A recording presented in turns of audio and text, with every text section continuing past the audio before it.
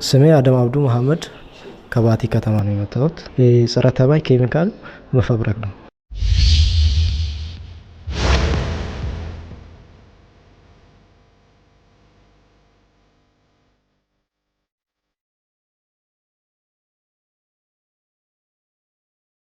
እድሉ ስለተሰጠኝ አመሰግናለሁ። አደም አብዱ መሐመድ ከባቲ። እኔ አዲስ ፈጠራ ስራ ነው በብሩህ ስራና ስልጠና ጽህፈት ቤት ሰርቼበታለሁ ከዚህ በፊት። ከዛንኛ አሁን የተሻለ አድርጌ እየሰራው ያለሁበት ሂደት ነው። ማሳ ጸረ ተባይ ኬሚካል መፈብረክ ነው። የአካባቢ ማቴሪያል በመጠቀም ሀገር በቀል የሆኑ ተኮር እጽዋቶችን እስካሁን ወደ ምንም አይነት ጥቅም የሌላቸውን እጽዋቶች መልሶ ወደ ስራ ማስገባት ነው።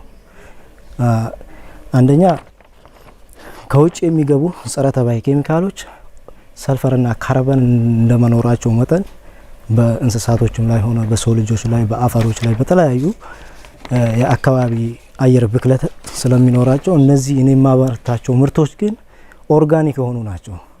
በተፈጥሮ ኬሚካላዊ ያዘሉ እጽዋቶችን ነው የምጠቀመው።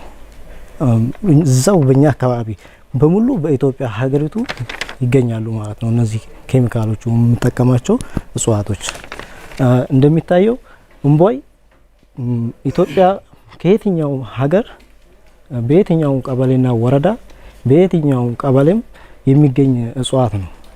ያን እጽዋት እስካሁን ድረስ ምንም አይነት ስራ የለውም። ዝም ብሎ ይበቅላል። ጊዜው ሲያልፍ ደግሞ ይደርቃል። አይታወቅም። ለአገልግሎት የለውም። አሁን ላይ በባቲ ወረዳና በጓረባች ወረዳዎች በከሚሴ እንዲሁም በክልል ደረጃ የመበተን ወይም የሽያጩን የመበተን ስራ ላይ ነው ያለሁትና ፋብሪኬት እያደረኩ ነው። ያን ፋብሪኬት ደግሞ በስፋት አሁን ላይ ከዚህ ፕሮግራም ደግሞ ዋነኛው አላማ ምንድነው? እንደ ሀገር አቀፍ ደረጃ በመስራት የተሻለ ውጤት አምጥቼ ኤክስፖርት ደረጃ ድረስ የሚጓዙበትን አቅም መፍጠር ነው የምፈልገው ማለት ነው። ጥሩ ነው። ባይ ዘ ወይ ባቲን እኔ ስለማውቀው የተወሰነው አካባቢ አትክልት ስለሚያመርት ኬሚካል በስፋት የሚጠቀምበት አካባቢ ነው። ማርም ደግሞ በስፋት የሚያመርትበት አካባቢ ነው። ሁለቱ ይጣረሳሉ። በቅርብም አንድ ወጣቶች ተደራጅተው የኬሚካል አትሊስት ዋይዝ ዩዝ አፕሊኬሽን የሚባለው ነው እንኳን ብለው ወጣቶች እየሰሩ እንደሆነ አውቃለሁ። ግን አንተ አሁን ከዚያኛው ኬሚካል ይሄኛው ውጤታማ ነው ብለው አርሶ አደሮች አረጋግጠውልህ ነው ወይስ ገበያው በምንድን ነው? አንተ አሁን ለዚህ መነሻ የሆነው ከእምቧይ ነው ኬሚካሉን ለመስራት የፈለከው?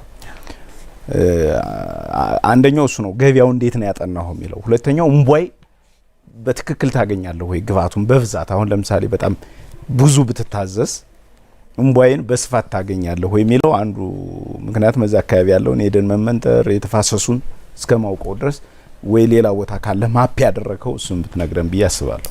ንብ እርባታዎች በጣም በብዛት አሉ በእኛ አካባቢ። እነዛ ንብ እርባታዎችን የሚጎዳ አይደለም። ንብን አይገልም። ከንብ በታች የሆኑ ነፍሳቶችን ነው ተኮር አድርጎ የሚሰራው። ማያጋ ናሙና ሰጥቻቸዋለሁ። ሙከራ ሰርተዋል፣ ሪሰርች ሰርተዋል። ማያን የሚሰራበት ነው። እሺ ቀጥ ባለፈው ባቲ መጣው ድርጅቱ ጋር ተገናኝቻለሁ። ናሙና ጭምርት ሰጥቻቸዋለሁ። ቃለ መጠየቅ እንደዚህ አድርገውልኛል። ግብአቶቹ አሁን ላይ ወደ 2 ሄክታር መሬት ላይ ፋዘር በሰጠኝ ቦታ ላይ ማለት ነው ወደ 2 ሄክታር አካባቢ በራሴ እርሻ ልማት አድርጌ እየሰራሁበት ነው ያለሁት። ነገ ከነገ ወዲያ ደግሞ ግብርና አግሪካልቸሮች ጋር ተነጋግሬ በስፋት ልክ እንደ የትኛውም ሰብል እንዲዘራ ማለት ነው። ከዛ በኋላ መልሶ የመግዛት ነው ሪሶርስ እየሰራሁ ነው። እነሱ ጋር እንትን ማድረግም ቆንጆ ነው። ማያ ጋር ምክንያቱም ቴስት ያደርጉልሃል። ግን ማያ ቴስት አደረገው ማለት ፕሮዳክቱን እንድትሸጥ ቬሪፋይ ያደርግልህ ማለት አይደለም። ጥሩ ከሆነና አስፈላጊውን ሰርቲፊኬሽን ይዘህ ከመጣ እገዛሃለሁ ውልጄ እንድታቀርብ አደርጋለሁ ማለታቸው። ስለዚህ አንተ በዛው ጎን ለጎን የምትሄደው ምንድነው? እያንዳንዱ ፕሮዳክቶች የራሳቸው ማለፍ ያለባቸው ቴስቶች አሉ። እነሱን ቴስቶች ማሳለፍ፣ ምክንያቱም እነሱ ሲጸድቁ ሲያልፉ ነው ኤፍዲኤ ነገ መሸጥ ትችላለህ ብሎ ላይሰንስ የሚሰጥህ። አሁን እምቧዩን ብቻ መሰረትም አታድርግ። እምቧዩ አንዱ ግብአት ይሆናል። ከዛ ደግሞ ሌላ ነገሮች ከእምቧዩ ጋር ተቀራራቢ የሆነ ፕሮፐርቲ ያላቸው ተጨማሪ የሚሆኑኝ በግብአት ደረጃ በጥሬቃ ደረጃ በስፋት የሚመረቱ ወይ መመረት የሚችሉ አሉ ወይ? ሁለተኛ ተለየ እምቧዩ ጥሩ ነገሩ ምንድነው መሰለህ? ይሄ በጣም ጎርፍ የሸረሸረው መሬት አካባቢ ላይ ሰው ለእርሻ ማይጠቀመው አካባቢ ላይ እምቧዩን መትከል ትችላለህ፣ መዝራት ትችላለህ።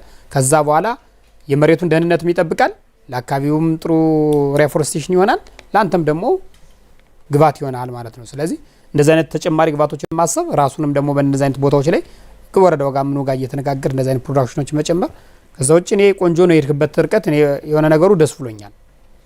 በርታም ሜጂ ያው ጥሩ ነው።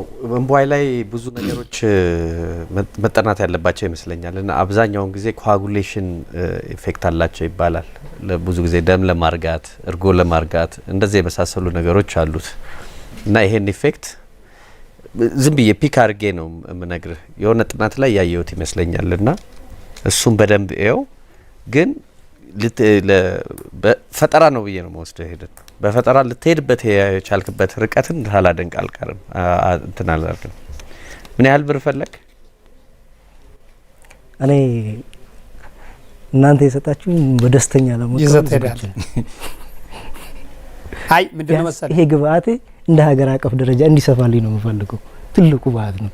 እኔ ልጠቀምም አልጠቀምም ሀገሬ ልትጠቀም ትችላለህ። በቃ የኔ እቅድ ያለው የወሎ ሰው ባጃው እኮ ነው በቃ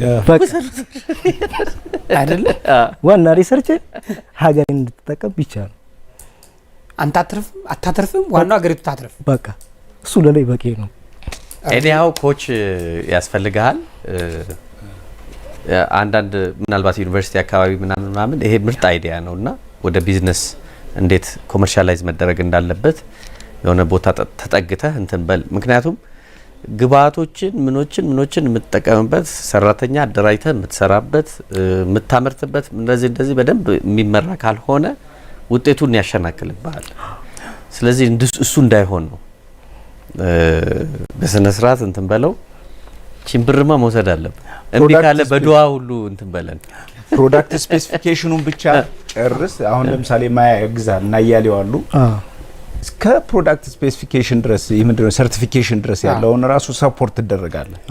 ዋናው ፋንዳሜንታሊ ወጣቶች እዛ አካባቢ አርሶ አደሮች የሚፈልጉት እኛ በሰራ ነው ጥናት ንብ ላለመግደሉ ማረጋገጫ መሆኑን ኬሚካሉና በትክክል ሌሎችን ደግሞ ፔስቶች ሊሆን ይችላል ዋትኤቨር እነሱ መግደሉ ከተረጋገጠ which is fine ፕሮሞሽኑ የለ ሌላው የለ ከቨር ይደረግልሃል። ስለዚህ ሽልማት ምናምን አይደለም። ምክንያቱም ትልቁ ፕሮጀክት ሂዩጅ ኢንቨስትመንት ባቲ ላይ ያለው ቃሉ ላይ ያለው የዚህን ኬሚካል የዋይዝ ዩዝነስ አፕሊኬሽን ኢቭን ንቦችን እንኳን ቢገል ጧትና ማታ እንዴት እንርጭ የሚለውን ነው ለመቀነስ። አንተ ደግሞ 100% ነፃ ነው እያልኸኝ ነው። ለኔ አግራሞት ፈጥሮብኛል እና እስቲ እንግዲህ እናየዋለን፣ እያደርን እናየዋለን። አንተ ግን እስከ መጨረሻው አንተ ነህ በግምት ያስቀመጥከው። ማን ያስቀመጠው በ200 ሊትር በውሃ ምናምን የሚበጠበጥ ብለሃል። ይህም ፕሪስክሪፕሽን ከኢትዮጵያን ስታንዳርድ ኢንስቲትዩት እና ከምግብና ቁጥጥር ባለስልጣን መድኃኒት ከነሱ ማግኘት እንፈልጋለን። እኔ አንድ በዛው ዝም ይማነሳለ የማኑፋክቸሪንግ ዴት እና ኤክስፓይሬሽን ዴት አለው።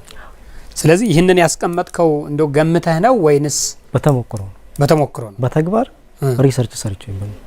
መቀረሳነት ትችላለህ። በእናትህ በርታ። እኔ